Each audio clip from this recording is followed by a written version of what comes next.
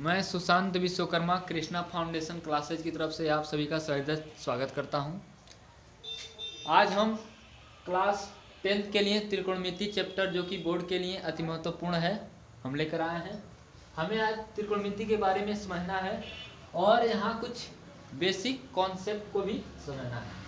हम यह जानते हैं कि हमारा जो त्रिकोणमिति का सिलेबस 9th में दिया था अब तो 9th में रहा नहीं। हमें यहाँ 10th में ही त्रिकोणमिति के सिलेबस को भी समझना है और उसको बेसिक जानकारी भी चाहिए, क्योंकि यदि हमें बेसिक जानकारी न प्राप्त हो तो हम काम करना थोड़ा हमें जटिल हो जाता है। तो हम इतना जानते हैं कि हमारे निर्देशांक ज्यामिति में निर्देशांक हुआ करते थे। निर्देशांक में हम इसको मूल बिंदु यानी एक्स एच और वाई एच जहाँ एक दूसरे को काटते थे उसी को हम मूल बिंदु कहते थे। इसका निर्देशांक था 0,0 यानी भुज का मान भी 0 और कोण का मान भी 0। तो वैसे ही हम निर्देशांक को ही लेकर चलेंगे और हम जब देखेंगे कि जो हम x अक्ष से बना कोण ज्ञात करते थे वहीं से देखेंगे कि यदि यहाँ से हम x अक्ष से कोण बनाएं तो x अक्ष से y h के बीच कोण हमारा 90 डिग्री का बनेगा। पुनः y h से यदि x डैश अक्ष तक कोण बनाएं तो हमारा 90 डिग्री से लेकर 180 अंश तक का कोण बनेगा। पुनः 180 अंश से लेकर यदि हम y डैश तक का बनाएं तो हमारा 270 अंश का कोण बनेगा। और 270 से लेकर अर्थात y डैश से लेकर x अक्ष तक के बीच कोण ज्ञात करें तो हमें 360। अब देखिए 360 यानी 270 और 360 के बीच में इस कोण आता है, नहीं 360। और हमें इसमें समझना है कि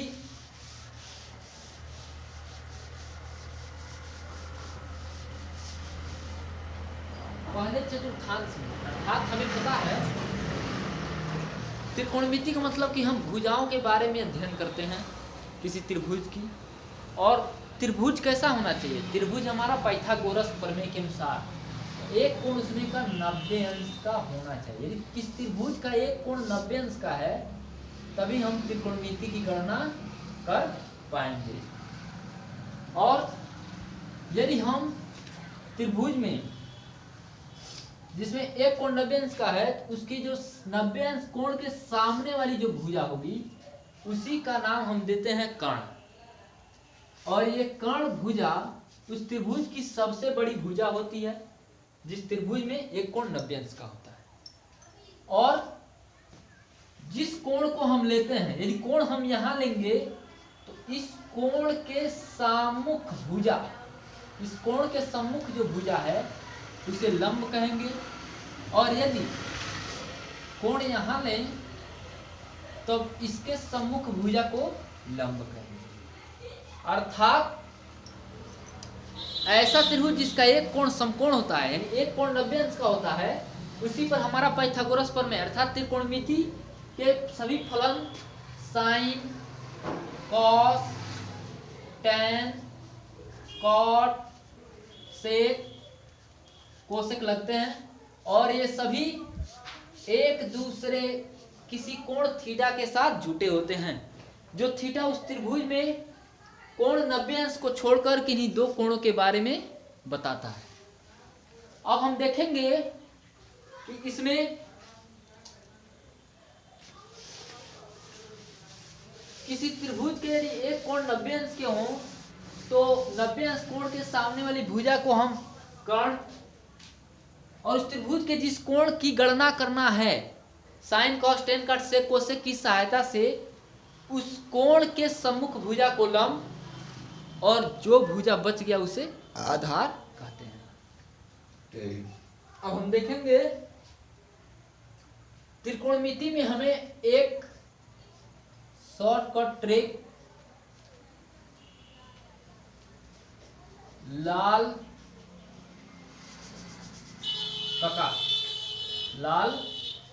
कका इसी की सहायता से भी हम समझ सकते हैं। पहला L अपान K साइन कोण थीटा के बारे में हमें गणना करना है। मान लीजिए कोई त्रिभुज है, कोण थीटा है, समकोण त्रिभुज ए बी सी। तो साइन थीटा ये लंब हो गया, ये आधार हो गया, और ये जो सबसे बड़ा है कर्ण हो गया। तो लंब बटे कर्ण यानी एल अपान के, यानी साइन थीटा का मान लंब बटे कर्ण, पुनः साइन के बाद हमारा कॉस आता है, दोनों थीटा से जुड़े होते हैं। उसके बाद टैन, टैन के बाद आता है कॉट, ये भी दोनों थीटा से, पुनः सेक, इसके बाद कोसेक, ये भी थीटा से जुड़े होते हैं। तो हम देखते हैं कि साइन थीटा लंब बटे कर्ण, कॉस थीटा आधार बटे कर्ण, ये आधार माना गया है कर्ण जो सबसे लंबी भुजा है, टैन थीटा लंब बटे आधार। और इसके साथ साथ हमारा एक फार्मूला है जिसमें sine theta equal to 1 upon cosec theta. ऊपर से सीधा चल लिए और नीचे चलना है उल्टा, तो हम पाएंगे कि कोसेक थीटा कर्ण बटे लंब, सेक थीटा कर्ण बटे आधार, और कॉट थीटा आधार बटे लंब। Sine theta equal to 1 upon cosec theta, cos theta equal to 1 upon sec theta, और tan theta equal to 1 upon cot theta. यहां से कोसेक थीटा इक्वल टू भी 1 upon sine theta, sec theta equal to भी 1 upon cos theta, और cot theta equal to भी 1 upon tan theta. यहाँ cot theta equal to एक और formula है cos theta upon sine theta, tan theta होगा तो उल्टा हो जाएगा sine theta upon cos theta. तो हम आसानी से यह समझते हैं कि किसी यदि त्रिकोणमिति का प्रयोग हम वहां करेंगे, यदि किसी त्रिभुज में एक कोण 90 अंश का होगा तो वहां पर 6 फलन साइन कॉस टेन काट सेक कोसेक का प्रयोग करेंगे। वो साइन कॉस टेन काट सेक कोसेक उस त्रिभुज के 90 अंश को छोड़कर किसी और कोण के साथ भी जुटे हो सकते हैं, जुटे रहते हैं, यानी निम्न कोण को दर्शाते हैं। अब हमको आगे इसकी सर्वसंख्याओं के बारे में समझना है।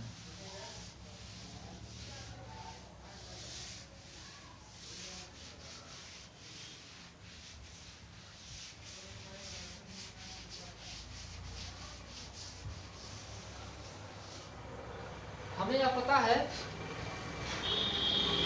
फार्मूले से, सूत्र से, कि साइन थीटा का मान लंब बटे कर्ण,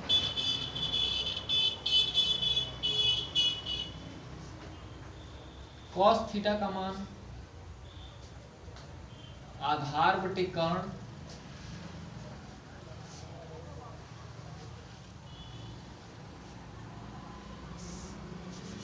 टेन थीटा का मान लंब बटे आधार,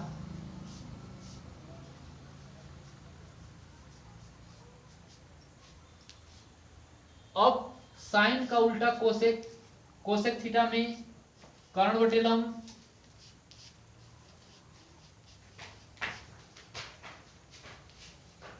कोसेक थीटा, पुनः कॉस का उल्टा सेक, सेक थीटा में कर्ण बटे आधार,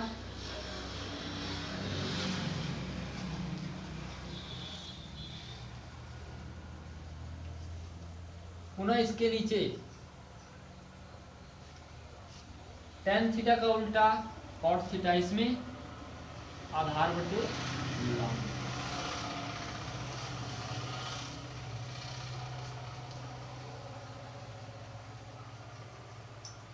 यानी हम इसको पढ़ते हैं sine theta cos theta tan theta cot theta cosec theta cosec theta, जिसमें साइन का उल्टा कोसेक, कॉस का उल्टा सेक, टेन का उल्टा cot.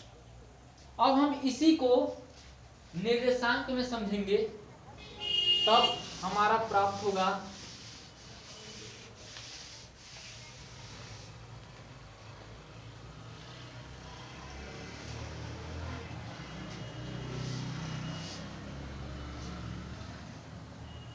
,90 degree, 180, 270, 360, minus theta minus theta minus theta minus theta, अर्थात या प्रथम चतुर्थांश 90 माइनस थीटा, द्वितीय चतुर्थांश 180 माइनस थीटा, तृतीय चतुर्थांश 270 माइनस थीटा, चतुर्थ चतुर्थांश 360 माइनस थीटा। इसमें प्रथम में ऑल पॉजिटिव वैल्यू प्राप्त होगा। सेकंड में साइन और कोसेक पॉजिटिव। थर्ड में टैन और कॉट पॉजिटिव। फोर्थ में कॉस और सेक पॉजिटिव वैल्यू। और उसमें हम देखते थे साइन का उल्टा कॉस, टेन का उल्टा कॉट, सेक का उल्टा कोसेक। लेकिन इस चतुर्थांश में नहीं, उसमें देखते थे साइन का उल्टा कोसेक, कॉस का उल्टा सेक, टेन का उल्टा कॉट। लेकिन इस चतुर्थांश में यदि हम साइन 90 माइनस थीटा लेकर चलेंगे, साइन 90 माइनस थीटा, तो हमें कॉस थीटा प्राप्त होगा। कॉस 90 माइनस थीटा लेकर चलेंगे तो साइन थीटा प्राप्त होगा। जैसा कि हम जानते हैं प्रथम चतुर्थांश में सभी वैल्यू धनात्मक है, साइन कॉस में बदल जाता है, कॉस साइन में बदल जाता है। प्रथम चतुर्थांश में 90 माइनस थीटा तक के नहीं। और हम इसको अगर समझें तो हम देखते हैं कि इसमें साइन को कॉस में बदल देना है, कॉस को साइन में बदल देना है, वैल्यू प्रथम चतुर्थांश के लिए पॉजिटिव। लेकिन यही अगर साइन 90 प्लस थीटा होगा तब साइन के लिए सेकंड में पॉजिटिव है, साइन 90 के साथ आएगा, कॉस 90 के साथ आएगा, बदल जाएगा। तो साइन 90 के साथ आएगा तो कॉस में बदल जाएगा। लेकिन साइन का वैल्यू पॉजिटिव है तो पॉजिटिव वैल्यू। लेकिन यहीं पर अगर कॉस 90 प्लस थीटा हो, आंसर है यहाँ पर, तो कॉस को बदलेंगे अगर 90 प्लस थीटा में, तो दूसरे में कॉस तो है नहीं पॉजिटिव, तो कॉस साइन में होगा, लेकिन क्या होगा, निगेटिव। ऐसे ही हमको बदलते जाना है। ऐसे इसका आगे टेन 90 माइनस थीटा को 90 माइनस थीटा कॉट थीटा, पहले के लिए सब पॉजिटिव होगा, कॉट 90 माइनस थीटा टेन, पहले के लिए सभी पॉजिटिव होंगे। अगर 90 प्लस थीटा पकड़े या 90 माइनस थीटा, तो साइन कॉस में, कॉस साइन में, टेन कॉट में, कॉट टेन में, सेक कोसेक में और कोसेक सेक में बदल जाएगा।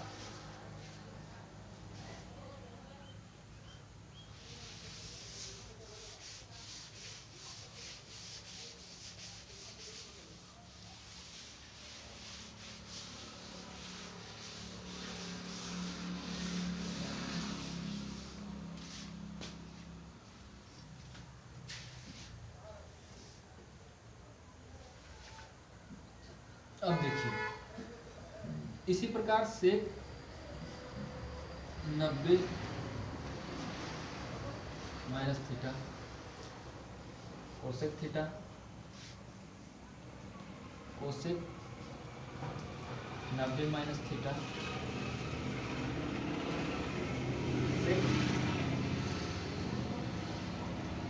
पहले के लिए सभी पॉजिटिव हो गया। दूसरे के लिए साइन लेंगे पॉजिटिव, कॉस लेंगे नेगेटिव, लेकिन साइन कॉस में बदल जाएगा और कॉस साइन में बदल जाएगा। और सबसे बड़ी बात समझना इसमें यही है कि अगर 90 प्लस लें या माइनस लें, थीटा होगा तो साइन कॉस में, टेन कॉट में, सेक कोसेक में बदल जाएगा। इसी का उल्टा कॉस भी साइन में, कोसेक भी सेक में, कॉट भी टेन में बदल जाता है।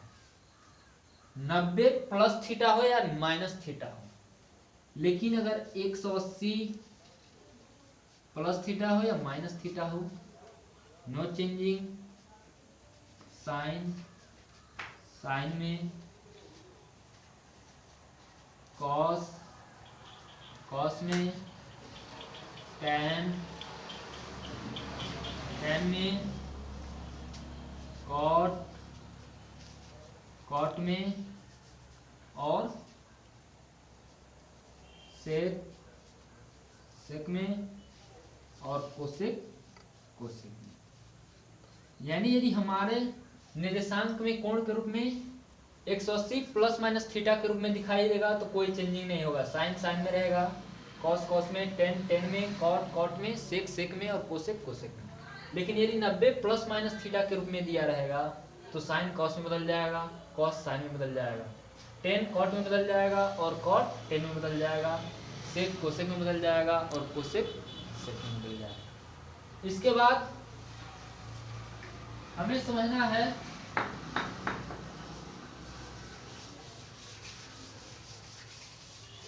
कुछ सर्व समीकरणों को जिसकी सहायता से हमें आगे के सूत्र के नियमन या सवालों को हल करने हैं। जैसे हमें साइन और कॉस के रूप में सर्वसमता ज्ञात करना है, टेन और सेक के रूप में सर्वसमता ज्ञात करना है, कोसेक और कॉट के रूप में सर्वसमता ज्ञात करना है। हमें यह पता है पाइथागोरस प्रमेय के अनुसार, पाइथागोरस प्रमेय से, कि लंब का वर्ग और आधार का वर्ग, लंब का वर्ग और आधार का वर्ग कर्ण के वर्ग के बराबर होता है। अगर हम दोनों पक्षों में कर्ण के वर्ग से भाग दें तो हमें लंब बटे कर्ण का वर्ग प्लस आधार बटे कर्ण का वर्ग बराबर 1 प्राप्त होगा। हम सूत्र से, फार्मूले से त्रिकोणमिति में जानते हैं कि लंब बटे कर्ण साइन थीटा, जो कि उस त्रिभुज का कोई कोण बताता है, इसका वर्ग हो गया, प्लस आधार बटे कर्ण कॉस थीटा वर्ग इक्वल टू 1। अब हम देखेंगे कि हमें यह सर्वसमता आसानी से ज्ञात होगी। इसलिए आज तक का हमारा टॉपिक, इसीलिए आज का हमारा टॉपिक यहीं तक के लिए था, इसलिए आज तक के लिए हम यहाँ तक, आज का टॉपिक हमारा यहीं तक नहीं था, इसलिए हम यह टॉपिक यहीं पर समाप्त करते हैं और आप सभी को सहर्ष धन्यवाद।